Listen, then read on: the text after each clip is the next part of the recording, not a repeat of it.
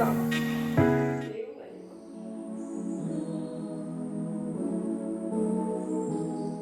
সেদিন ছিল আমার জন্মদিন। তো এই জন্মদিনটা আমার কাছে খুব স্পেশাল। আমার কাছে এই কারণেই স্পেশাল যে হয়তো কোনো আতিশয্য হয় না, যে বন্ধু বান্ধব কেক কাটা এই ধরনের কিছু নিয়ে আমার স্পেশাল না। এই জন্মদিনটা স্পেশাল এই কারণেই, জন্মদিনটা অতি সাধারণভাবে করা হয়, কিন্তু আমার কাছে অতি অসাধারণ। কারণ এই জন্মদিনের দিন আমি কিছুই করি না, সবটাই করে আমার বর আর আমার মেয়ে। তাদের সাধ্যমতো তাদেরকেই মানে অভিজ্ঞতা অনভিজ্ঞতা দিয়ে তারা তাদের রান্না করে আমার পাত্রে সাজিয়ে দেয়। এই দেখুন, মেয়ে আজকে করছে ভেজিটেবিল ডাল, বাবা কুটে দিচ্ছে ভেজিটেবিল, আর এই আমার বৃদ্ধ মা কিছু করতে পারে না, কিন্তু আজকে আছে, এটাই আমার কাছে অনেক।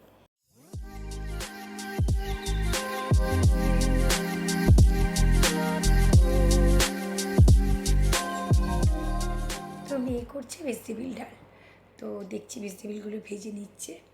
সত্যি ভয়ও লাগছে, কারণ আগুনের সামনে খুব একটা যায় না, তো দূর থেকে আমি দেখছি, কিন্তু আমাকে কাছে আজকে আসতে দেবে না। একটু তেল ছাড়ার সময়ও ভয় পায় যখন সবজিগুলো দেয়, তো আমি যতটা এগিয়ে যাচ্ছি ততটাই আমাকে বকা দিচ্ছে। না, বাবাও বেশ সুন্দর করে সবজিগুলো কেটেছে, আর মেয়েও খুব যত্ন করে সেটা রান্না করছে। এর থেকে বড় পাওয়া কি হতে পারে বলুন তো?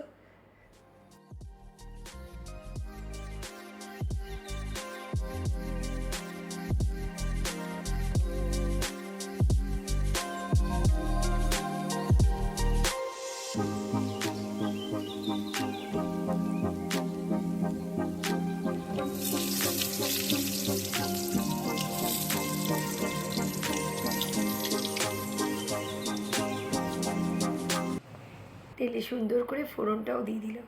না, ওর কাজ খুব গুছোনো, যতটুকু করে যে কাজটাই করে। তেলটা আবার মশলাটা দেওয়াতে বেশ চিটকে আসছে। হ্যাঁ, যেটুকুই করে যতটুকুই করে, যা কিছু শেখে ততটুকুই খুব যত্ন করে করে। সেটা ওর নাচ গান থেকে পড়াশোনা থেকে সব কিছুই। তো রান্নাটাও সেই যত্ন নিয়েই করছে, কিন্তু ও যত্ন নিয়ে করলে হবে কি, আমি তো মা, আমার বড্ড ভয় পাচ্ছে। কিন্তু মেয়ে দেখছি অতি সুন্দর করে, যেন কত নিপুণ, কত বড় হয়ে যাচ্ছে আমার মেয়েটা, গুছিয়ে গাছিয়ে সব দিচ্ছে। দূর থেকে দেখতে বেশ ভালোই লাগছে। ছোট্ট মেয়েটা আজ তার নিজের হাতে মাকে খাওয়াচ্ছে। তো বড় হয়ে গেলে, যখন ছোট ছিল হয়তো এটা করতে পারতো না, কিন্তু বাবার সাথে বেশ গুছিয়ে কাজ করতো পেছনে পেছনে। বাবা হ্যাপি বার্থডে কাজ করতো, ও করতো মায়ের জন্য। আর আজকে নিজেই এসে খুন্তি ধরেছে। এটার থেকে বড় প্রাপ্তি আমার আর কি হতে পারে বলুন তো?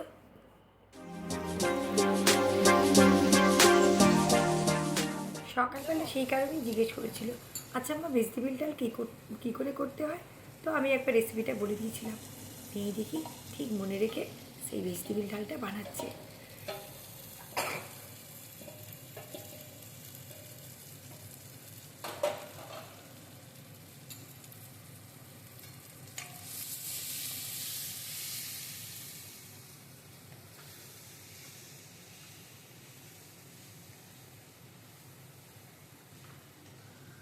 হাত পাত পুড়িয়ে ফেলিস না যেন। বাবা, মায়ের জন্মদিন যেন তোরা যা করছিস বাবা মেয়ে মানে সাবধানে করিস বাবা।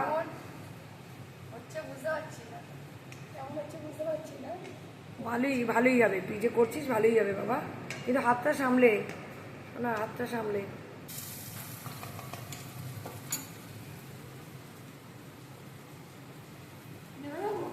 হ্যাঁ সাবধানে বাবা, আমি এমনিতেই, তুই বাবা দেখবি ঠিক করবে, আস্তে আস্তে ডাল। অপরিণতি তো শিখতে হবে, শেখার খুব ইচ্ছে, কিন্তু ভীষণ ভয় লাগছে বাবা।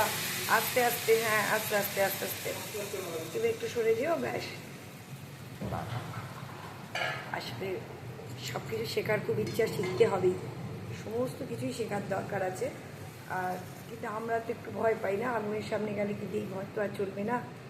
সব কিছুকে এ করে তো এগিয়ে যেতেই হবে, সব দিক থেকেই এগোতে হবে। ঠিক আছে, মায়ের জন্মদিন বলে যা খাচ্ছে বাবা আর মেয়ে, সত্যি আজ আমাকে টোটাল বসিয়ে রেখেছে।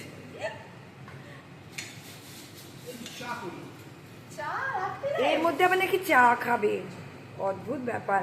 আসলে ওরা রান্নাটা করেই রেখে দিচ্ছে, কাল আমরা একটু বেরোবো, তো তার জন্য। কি গো, মাঝখানে আবার একটু চাও খাবে এনার্জির জন্য? হাঁপিয়ে গেছে, বউয়ের হ্যাপি বার্থডে করছে তো মা, একটু এনার্জির জন্য। অন্যদিনকে লাল চা খায়, এখন ওর আজকে তো দুধ দিয়ে কষিয়ে এলাচ দিয়ে চা করছে, লাইচি চা। ব্যাস এটাও আমার থেকে ফ্রি হয়ে যাবে। কি চা করছো? করো করো করো, চলো কালুদা কিংবা অমিতার মতো ভালো করে চাটা করো। আমি আর বলতে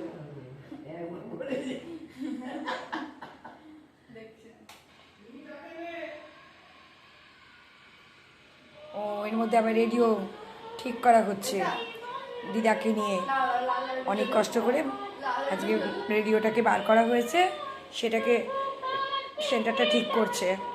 ভীষণ নেশা ওর মহালয়ার প্রতি, আর এই নেশাটা এসেছে দাদুর কাছ থেকেই। এখন রেডিওকে সারানো ঠিকঠাক সেন্টারে এলো বোধ হয়। হ্যাঁ রে এসেছে এটাতেই, এই তো সাউন্ডটা ক্লিয়ার হচ্ছে। ব্যাস দিদা আর নাতনি মিলে শুরু করেছে রেডিওটা। বাহ সুন্দর করে হলো তো। রেডিও বের করেছিস? বাবা এই তো রেডিও শুরু হয়েছে, গান হচ্ছে।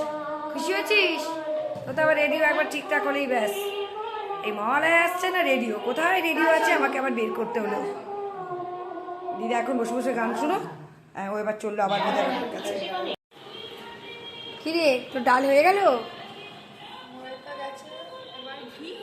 হ্যাঁ বাহ বাহ, দেখিস তত কাছে নিয়ে যাস না। বাহ তাহলে কমপ্লিট হয়ে গেল তোর ডাল। তো বাবা তো মাঝখানে আবার চা বসিয়ে দিয়েছে। হ্যাঁ আজকে আমি বলেছি না অমিত, বাহ দেখছেন তো সব এখন দুধ চা। আর এই দুধ চাটাও কিন্তু আমারই পছন্দের হচ্ছে, যদিও লাল চা খাই সকালে একবার, তারপর ওই যে অমিতদার ওই চা, অমিতদা কালুরদার চায়ের মতন আমার খেতে ইচ্ছে করে। আজ দেখি ও সেরকমই করছে আমারই জন্য বোধ হয়। মেয়েও বললো আবদার করলো খাবি। কমপ্লিট হয়ে গেছে তোর ডাল? ব্যাস ঠিক আছে, লাস্ট অলমোস্ট হয়ে গেছে। ঠিক আছে অলমোস্ট ডান। আচ্ছা এখনো গরম মশলা দিচ্ছে তো, বাহ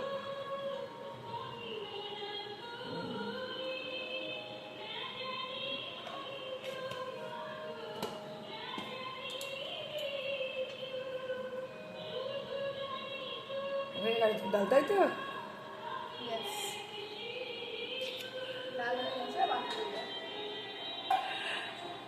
এবার চলছে মাছ মাখানোর কাজ দেখছি।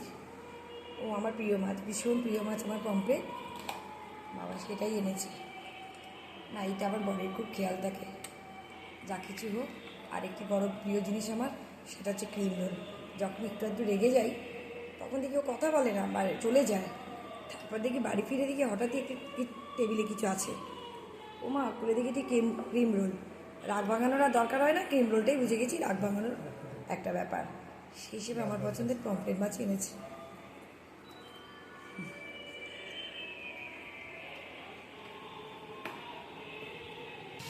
ও এটা কি বানাবে? মাছের ঝাল? বাবা দিদি এই বছরের একটা দিন তোমাদের হাতে, না এটা ভুল বলবো না, আমার শরীর টরীর খারাপ হলে অবশ্যই তুমি এসে রান্না ধরো হাজার কাজের মাঝখানেও। তো আজকে হচ্ছে মাছের ঝাল। এটা কি দিচ্ছ? সর্ষে পোস্ত বাটা। বাহ এই গুলগম্ভীর শেফের মতন বলছো, সর্ষে পোস্ত বাটা, বাহ বিশাল ব্যাপার না? ও আচ্ছা, এটাও জানো যে সর্ষে পোস্ত বাটা দিয়ে পমফ্রেট মাছ খেতে আমার ভালো লাগে। বাহ বাহ বাবা, একটু ভালো জানো। আমি জানি বরাবরই তোমার রান্না সবাই প্রিয় বলে। আমি একদিন বার খাওয়াচ্ছিলাম, জানি এটা সত্যি, আমি বলি না সবাই বলে তোমার হাতে চিকেন কষা স্পেশাল কিছু রান্নাই আছে।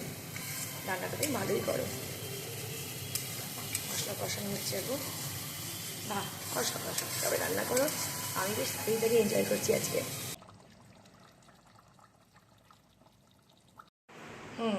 আসল জিনিস এটা হয়তো আমার মাই রান্না করতো, যে অন্য বছর তো কোনো বছরই মা থাকে না, আজকে প্রথমবার এই বছরে মাকে পেয়েছি। কিন্তু আমার মা এতটাই অসুস্থ, যে এই রান্নাটা সে আগুনের সামনে আসতে পারে না। তবে হ্যাঁ, পায়েস মানেই আমার বরের হাতে, যতবারই খেয়েছি। সেটাও কিন্তু খুব বিখ্যাত, দারুণ রান্না করেও পায়েসটা। দেখুন মনোযোগ সহকারে করছে পায়েস। কী গো, আসল জিনিস রেডি? একদম মিল্ক মেড দেওয়া হয়ে গেল, কমপ্লিট। কমপ্লিট। ও দারুণ কালারটা দেখে তো, না তোমার আর গুণগান গাইবো না, সুন্দর হয়েছে, দারুণ হয়েছে। এখন 12টা বাজে, প্রথম উইশটা পেলাম মায়ের কাছে। সত্যিই আমি খুব ভাগ্যবতী। তো সকাল সকাল বেরিয়ে পড়েছিলাম মায়ের স্বপ্ন পূরণ করতে। আজকের দিনটায় মায়ের যদি স্বপ্ন পূরণ করতে পারি, এর থেকে ভালো কী হয় বলুন তো? তো মায়ের কী স্বপ্ন? মা স্বপ্ন দেখেছিল দিদিভাই যে মেডিকেল কলেজে পাবে, সেই কলেজে গিয়ে আমি সব ফটো তুলব।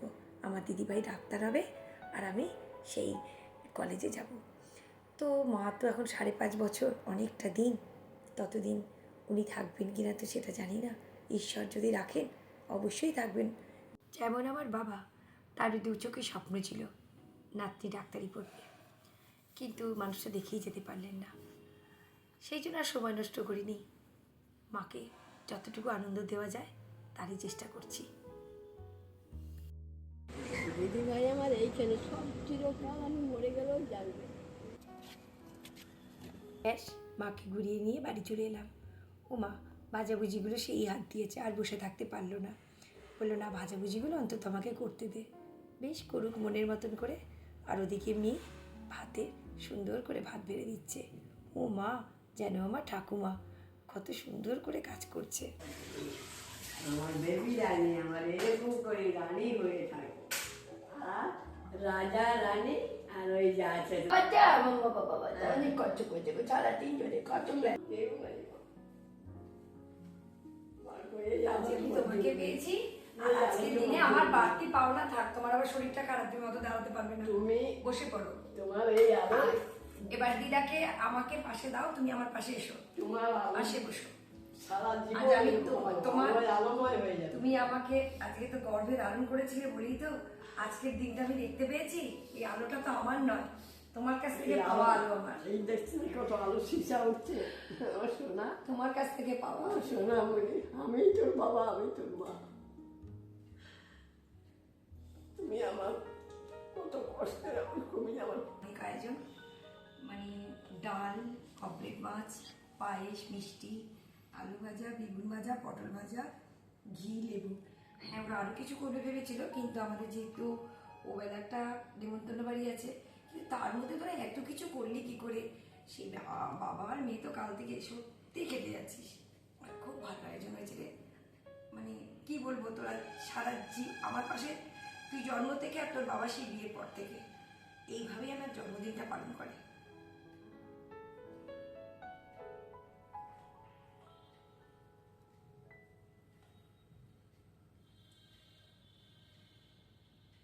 সন্ধেবেলায় চলে এলাম একটা বার্থডে ইনভিটেশনে।